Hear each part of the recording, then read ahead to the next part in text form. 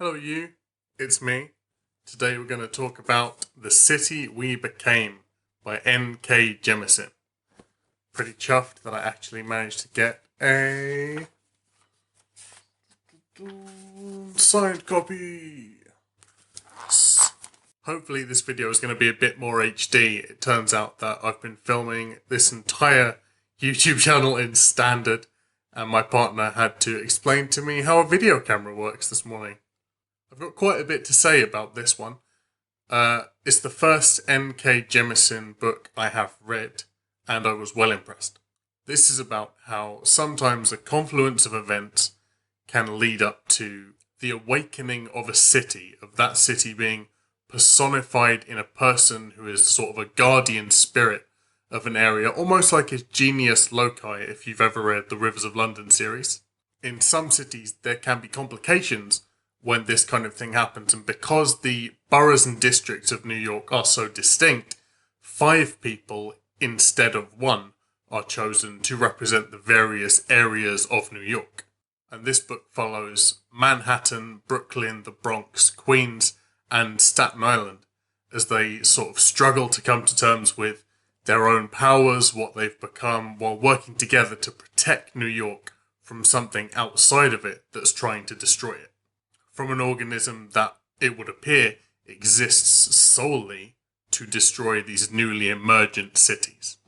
So these people chosen become aware of each other's existence after a conflict between this organism and New York proper, who is the 6th spirit that represents the entire city. So before they can even think about fighting, it's a case of finding each other and learning to work together as a team, accepting each other's positions and the sort of inter-borough relationships that they have. Primarily it is a fantasy story with slight horror elements, but it's 100% urban fantasy, a modern one, and the kind I like because it's not romance-based or romance-rooted, and I feel like nowadays 90% of the urban fantasy novels that come out are like primarily supernatural romance or have a big romance undercurrent. I haven't read enough of the Dresden Files to have a proper opinion yet, but this actually, honestly, knocks Rivers of London out of top spot for urban fantasy. And that has a really special place in my heart because it is a London book series. So that's a pretty big thing for this to overtake. I bought this solely based on the blurb, went into it blind, and I'm so glad that I did, because I had no idea what this book was going to tie in, which I will talk a little bit more about closer to the spoiler section at the end, because I feel like there's a sort of plot hinge thing that could really give away a lot about this book and spoil the story for some. But it was bonkers. The way the author, Jemisin, has managed to do this was absolutely fantastic. One thing I would like to say before I get into sort of talking about the aspects of this book is I don't know if I would have got more out of this book had I been from the US, had I been from New York, because there is a lot in it about the stereotypes and the qualities of each of the boroughs, what they hold dearest to them. I feel like I picked up on it, but if you're from New York, if you're from US, and you have read this book, please let me know what you thought down in the comments, because I'd love to discuss if I didn't pick anything up, if you picked up on anything that you think may be lost on an outsider or a foreigner. I love the characters, all of them, how varied they were, and their introductions to becoming spirits of the city. From Brooklyn's sort of been here forever attitude, the city building her a history, who she is. Queen struggling to belong, hard graft work to get where she is, and then finally clicking one day as a part of everything and feeling like she deserves it. To Manhattan, becoming a borough when he steps off a train in New York and totally loses his memory. The only thing he has at all to define his identity is New York. The fact that he is here and he doesn't know why or anything about himself. And I really like that this hammers in that anybody can move to a city and make it their own, each bringing their own things to a table. I love that what these characters bring to the fight and their interactions with each other and their abilities are based around what the boroughs hold dear and the things that are really the heart of the city districts. like Brooklyn's music, family orientation, Manhattan's finance and money power, the art of the Bronx, and even sort of the disdain for the rest of the city by Staten Island. I appreciate that the main cast of this book did feature LGBTQ plus characters, and the cast was of a really varied racial makeup like you would get in a bustling metropolis city like New York. There's a lot in this book that talks about assumptions of people based on their background, their upbringing, their appearance, and the interactions with the characters and the society around them. Really makes you understand how full of prejudice society can be. And it doesn't do this in a sort of, here's what's wrong with society, here are the things that need to change, bad way. It paints a picture of an event that's happening, and it makes you step back and say, that's kind of messed up. So when stuff like that was thrown in, it really had an emotional effect on me, and the stuff in the book was always really poignant. I am going to say, throughout the story, from the moment she appeared, my favourite character was Brooklyn. Her protectiveness, the constant sort of low simmering rage she has, the exhaustion she feels of just somebody that doesn't stop working like an absolute machine.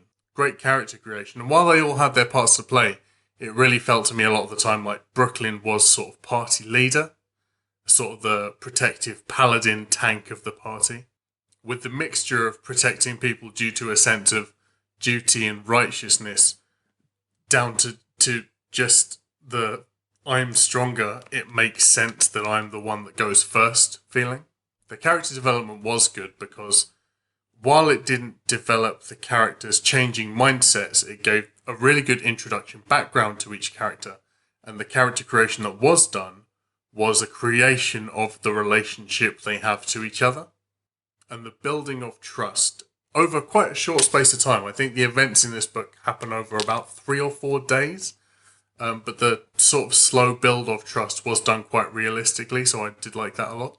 As a fantasy, the magic system the author has created was explored enough in the book to sort of give us an idea of how it works. And in terms of concept and working, the magic system in here really feels most similar, I think, to China Mieville's Kraken. And it felt in terms of writing style like a mix between China Mieville and Clive Barker. I got some really big Weave World vibes from this book. If any of you have read either Kraken or Weave World, definitely pick them up and give them a read, because if you like this, you will love them. There's kind of some Imagica vibes as well, but less that than the other two, so check them out first, definitely. I think this book has quite a few lessons in it, and it is fable-like in a few ways. One of the big themes in the book is the coming together of different parts, aspects, and cultures within a city, and how a city can only really be a living organism when all the parts of a city are working in harmony. And it's also a testament to that the enemy in this book really only achieves the power they achieve by working through others, encouraging discriminatory, separatist behaviour, and inciting hatred, clawing a foothold through fear. And the only way really to tear apart or tear down a city like New York is to turn the various parts of it against each other and do it from the inside. And we have to be mindful as societies about the wedges that are driven between us as people, and how rifts between the various groups of people in a society are what leave us the most open to attack from outside. That a city is made weaker by those who choose to distance themselves from the whole. Okay, spoiler bit now. If you read this book and you don't want spoilers, I would say turn this off now, go into it blind based on what I've said. It's an amazing book, give it a read. Thank you for watching. See you soon. If you want some spoilers, here they are. So I mentioned earlier that I feel like I may have got some more out of this story had I been from the US or New York. I do also feel that people who read this story would get more out of it with a base knowledge of Lovecraft work, because this is a Lovecraft mythos story. So you've kind of got this weird toss-up. I mean, I went into it blind and I'm so glad I did, because the Lovecraft aspect of it was a big reveal. But I'm lucky I had the background knowledge I had, and I don't know how I would have responded to the book had I not had that. And also the Lovecraft aspect of it could well be a huge selling point to people who would not otherwise pick up a book like this. There were sort of hints dropped halfway, a third of the way in, about a word nobody could really understand or pronounce beginning with R, and the non-Euclidean geometry, and I was like, no, surely not. No, really? And then it got close to the end, and I was like, what? No, what? Where Jemisin has completely built on Lovecraft's idea of the city of Relia in a way that ties into the world she's built with the idea of cities as an organism. And when you introduce that into the story, it makes the rest of the story quite Lovecrafty behind it. Having used the foundations of a concept from a pre-existing mythos, having built her own system on top, having seamlessly blended the two, this was just absolutely fantastic. While all the characters were explored, their stories were told in interesting ways. Sorry, I looked over there because my cat's on the window. I feel like the one who really didn't get enough screen time for me was Queens. Throwing in the fact that she can consciously use her insane knowledge of mathematics, tied with her power that she gets from being a borough of the city, to manipulate space-time, and then it never is mentioned again. I feel like we didn't get to know her as much as we did the others. Thinking about it, none of the characters actually used their powers in the climax end fight scenes of the book. Just in sort of the mini-boss chapters leading up to it. I say mini-boss, it's not as cliche as that. But in the minor encounters before the big finish with the villain. Saying that though, I feel like what we did get about the characters were sort of windows into their lives. I feel like there's a lot more that could be explored about each of them. The ending of the book with Staten Island only getting involved quite late in the story. Relia gaining the foothold in this reality after the showdown ending of the book. It also name-dropped the summit, a council of older cities, hinted to the existence of others with the introduction of Sao Paulo, Hong Kong, and it sort of alluded to a tragedy that happened during the conscious birth of London. So, I mean, I'll be happy if this is a standalone. I won't mind if this does not get touched again. I'll be perfectly good. But I think there is ample material in here that if the author wanted to write a sequel, they could do it very well. So if there's a sequel coming, I'm going to be over the moon.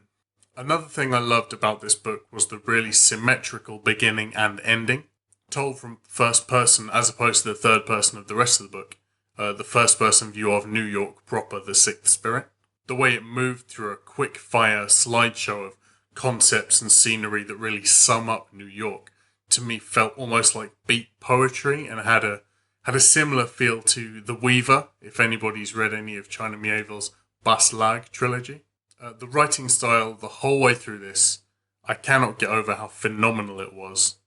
The descriptives that Jemisin uses are just so perfect. Every page has really got some kind of poetic aspect to it, and it feels like you're sometimes almost reading a song.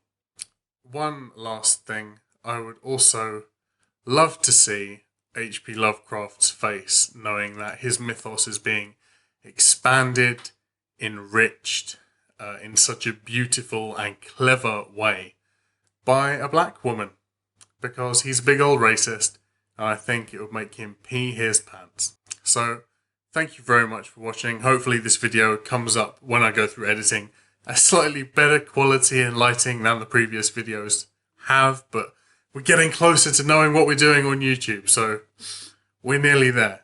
If you've read this, I'd love to know what you think, especially if you're from the US. Mention it in the comments down below. Drop a comment. Did you like the review? What are you reading at the moment? Any other books you think I'd like based on how I felt about this? Do you agree? Disagree with anything that I say? Don't forget to like and subscribe. All the support so far in this community has been fantastic. We'd love to keep it up. I'm on Twitter now. I'll drop the link down below. That's it. Thank you very much for watching, and I'll see you soon.